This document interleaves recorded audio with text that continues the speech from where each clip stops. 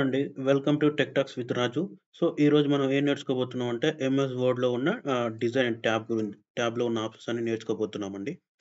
First ఇక్కడ చూసినట్టయితే ఇక్కడ థీమ్స్ అనే ఆప్షన్ ఉంది గదా! దీన్ని క్లిక్ చేసి ఇక్కడ చూడండి చాలా డిఫరెంట్ టైప్స్ ఆఫ్ థీమ్స్ ఉన్నాయి. ఇందులో నుంచి మనం ఏదైనా స్టైల్ బావుంది, ఫాంట్ ఇలా కొంచెం చూడడానికి లుక్ కూడా బావుందనిపిస్తే దాన్ని మనం సెలెక్ట్ చేసుకోవచ్చండి.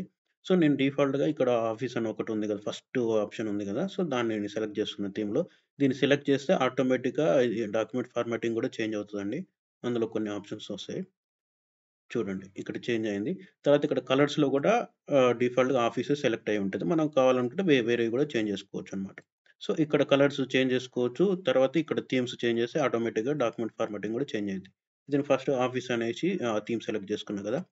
ఇందులో ఫస్ట్ డాక్యుమెంట్‌లో హెడర్ ఉండాలి గదా! హ్మ్. టెక్ టాక్స్ విత్ రాజు.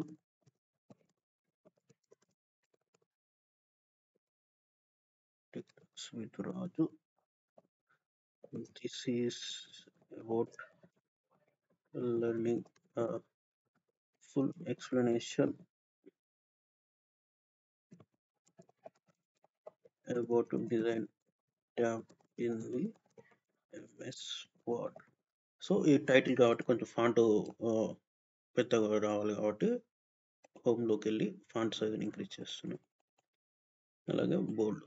డిజైన్‌లోకెళ్ళి ఇది ఫస్ట్ ఒక డాక్యుమెంటేషన్ స్టార్టింగ్ అనుకుందామండి. ఇలా ఉంది గదా! సో, ఇదొచ్చేసి మనం థీమ్స్ సెలెక్ట్ చేశాం గదా! ఆఫీస్ అనే థీమ్‌లో సెలెక్ట్ చేశాం. అయితే డాక్యుమెంట్ ఫార్మాటింగ్‌లో ఇవన్నీ చూడండి. ఇక్కడ దాన్ని జస్ట్ మనం హోవర్ చేస్తే మీకెలా రావాలి అంటే హెడ్ ఫస్ట్ హెడ్డింగ్‌కి తర్వాత బాడీ ఆఫ్ ద కంటెంట్ ఉంది. పేజ్‌లో బాడీ కంటెంట్ ఉంది గదా! దానికి దీనికి ఎంత తేడా ఉండాలి? ఎంత డిఫరెంట్ ఉండాలి? ఎలా స్టైలింగ్ ఉండాలని ఇక్కడ జస్ట్ దాని మీద హోవర్ చేస్తుంటే మీకు కనిపిస్తుంది గదా! దాన్ని బట్టి మీరు ఏది మంచిగుందనిపిస్తే అది తీసుకోండి. నేను డిఫాల్ట్‌గా ఇది బేసిక్ అని ఉంది కదా! బేసిక్, సింపుల్ అని ఉంది కదా! దాన్ని సెలెక్ట్ చేశా. ఇలా కనిపిస్తదన్నమాట డాక్యుమెంట్ ఫార్మాట్. తర్వాత మీరింకా ఫుల్ ఆఫ్ టెక్స్ట్ రాయొచ్చన్నమాట ఇందులో. ఈ పేజ్‌లో. తర్వాత కలర్స్ వచ్చేసి ఇది నేనిక్కడ థీమ్స్‌లో ఆఫీస్ సెలెక్ట్ చేశాను కాబట్టి ఆఫీస్ అని వచ్చింది. తర్వాత ఇక్కడ ఫాంట్స్ ఉన్నాయి కదా! ఫాంట్స్ మీకు ఏది సూటబుల్ అనిపిస్తే అది తీసుకోండి. ఇక్కడ కాలిబ్రి ఉంది కదా! కాలిబ్రి లైట్ అది సెలెక్ట్ చేశా. తర్వాత పారాగ్రాఫ్ స్పేసింగ్ అంటే ఇక్కడ చూడండి. ఇదొచ్చేసి బేసిక్ నేనేం చేంజ్ చేయలేదు. తర్వాత ఒకవేళ చేంజెస్ కావాలనుకుంటే ఇక్కడ చూడండి. నో పారాగ్రాఫ్ స్పేస్ ఉంది. తర్వాత ఇంకో కాంపాక్ట్ ఉంది. తర్వాత టైట్ ఉంది. ఓపెన్, రిలాక్స్డ్, డబుల్డ్ ఇలా మీకు ఏది మంచిగా సూట్ అవుద్ది అనిపిస్తే ఆ డాక్యుమెంట్ అది తీసుకోండి. నేనైతే బేసిక్‌గా ఉంచేసా. తర్వాత వచ్చేసి ఎఫెక్ట్ అని ఉంది కదా! ఎఫెక్ట్ అనేది ఇది మీకు డిస్‌ప్లే కావాలంటే ఇందులో ఫస్ట్ మనం ఒక చార్ట్ ఏదన్నా ఇన్సర్ట్ చేసి చూద్దామండి. ఫస్ట్ ఇన్సర్ట్‌లోకెళ్ళి ఇక్కడ చార్ట్స్ అని ఉంది గదా! నేను శాంపుల్‌గా ఇన్సర్ట్ చేస్తున్నా అంతే. ఇన్సర్ట్‌లో జస్ట్ చార్ట్ ఉంది గదా! కాలమ్ చార్ట్ అని ఉంది. అది జస్ట్ ఇన్సర్ట్ చేస్తున్నా. ఇన్సర్ట్ చేశా. దీనికి డిఫాల్ట్‌గా కొన్ని ఆప్షన్స్ వచ్చాయి గదా! చార్ట్ డిజైన్‌లో. ఇలా ఉంది గదా! ఇప్పుడు డిజైన్‌లోకెళ్ళి చూడండి.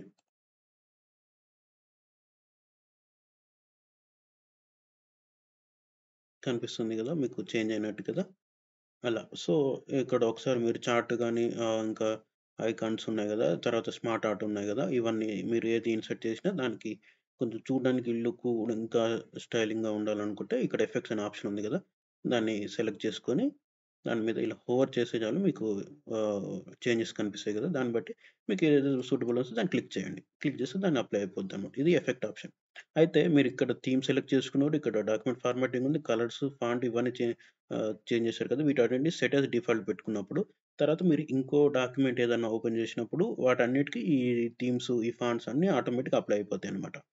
అప్పుడు మీరు డిఫాల్ట్‌గొచ్చి డాక్యుమెంట్ మీరు ఎలా అయితే ఆహ్, చూడాలనుకుంటున్నారో ఆ లుక్‌కొచ్చేస్తదన్నమాట. ఇది సెట్ యాస్ డిఫాల్ట్ అని క్లిక్ చేస్తే.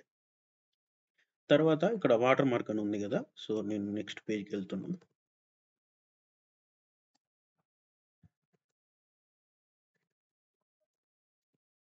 నెక్స్ట్ పేజ్‌లో ఇక్కడ వాటర్ మార్క్ అనే ఆప్షన్ ఉంది గదా! దీన్ని వాటర్ మార్క్ యాడ్ చేస్తే ఎలా ఉంటదో చూద్దాం. ఇక్కడ కొన్ని టైప్స్ ఉన్నాయి గదా! Confidential to, do not copy అని ఉన్నాయి గదా! ఇలా మీకు ఏది ఆహ్, బావుంది అంటే మనం వాటర్ మార్క్ యాడ్ చేయాలనుకుంటే అది యాడ్ చేయండి. ఇక్కడ నేను డూ నాట్ కాపీ ఉంది గదా! నేను డూ నాట్ కాపీ అని క్లిక్ చేశా. ఇక్కడ డాక్యుమెంట్‌లో కనిపిస్తుంది గదండీ! డూ నాట్ కాపీ ఇలా. నాకు డూ నాట్ కాపీయే కాదు ఇంకా నేను వేరే టెక్స్ట్ రాయాలనుకుంటున్నాను అనుకుంటే ఇక్కడ వాటర్ మార్క్‌లోకెళ్ళి క్లిక్ చేసిన తర్వాత ఇక్కడ కస్టమ్ వాటర్ మార్క్ అని ఉంది గదండీ! దాన్ని క్లిక్ చేయండి. కస్టమ్ మార్క్ అని క్లిక్ చేసిన తర్వాత ఇక్కడ మనం టెక్స్ట్ వాటర్ మార్క్ యాడ్ చేస్తున్నాం కాబట్టి ఇక్కడ డూ నాట్ కాపీ డిఫాల్ట్‌గా ఉంది. అలా కాకుండా మనం వేరే ఏదన్నా యాడ్ చేద్దాం. నేను టెక్ టాక్స్ విత్ రాజు కాబట్టి నేను అది యాడ్ చేస్తున్నాను. Tech talks with Raju. Okay. అది యాడ్ చేశా. తర్వాత ఇక్కడొచ్చేసి ఫాంట్ టైప్ వచ్చేసి కాలిబ్రి ఉంది. తర్వాత సైజ్ వచ్చేసి ఆటో ఉంది. మీరు ఇక్కడ చేంజ్ చేయాలనుకుంటే ఫాంట్ కూడా చేంజ్ చేయొచ్చు. తర్వాత సైజ్ కూడా పెంచొచ్చనమాట. ఓకే. అయితే ఇక్కడ లేఅవుట్ దగ్గర ఉంది గదండీ! డయాగ్నల్ ఉంది. తర్వాత హారిజాంటల్ ఉంది. సో, హారిజాంటల్ ఉంటే అంతగా లుక్ కనపడకపోవచ్చు. బట్ డిఫాల్ట్‌గా డయాగ్నల్ ఉంది. సో, నేను డయాగ్నల్ నుండి ఓకే చేస్తున్నా. సో, అప్పుడు చూడండి. టెక్ టాక్స్ విత్ రాజు అని వచ్చింది కదా! వాటర్ మార్క్ అనేది. సో, ఇలా వస్తది. ఇది అన్ని పేజెస్‌కి అప్లై అవుతదనమాట. చూడండి పై పేజ్ కూడా అప్లై అయింది. టేక్ టాక్స్ విత్ రాజు అని. ఓకే. తర్వాత ఇక్కడ దాని పక్కన వాటర్ మార్క్ పక్కనే పేజ్ కలర్ ఆప్షన్ ఉంది కదా! సో, పేజ్ కలర్ అంటే ఏంటంటే బ్యాక్‌గ్రౌండ్ కలర్ అనమాట. బ్యాక్‌గ్రౌండ్ కలర్స్‌కి యాడ్ చేయాలనుకుంటే ఇది పేజ్ కలర్ అనే ఆప్షన్ ఉపయోగపడుతుంది. ఫర్ ఎగ్జాంపుల్ నేను బ్లాక్ అని క్లిక్ చేసిన. సో, ఇలా అనమాట. ఇది అన్ని పేజెస్‌కి అప్లై అవుతదండి.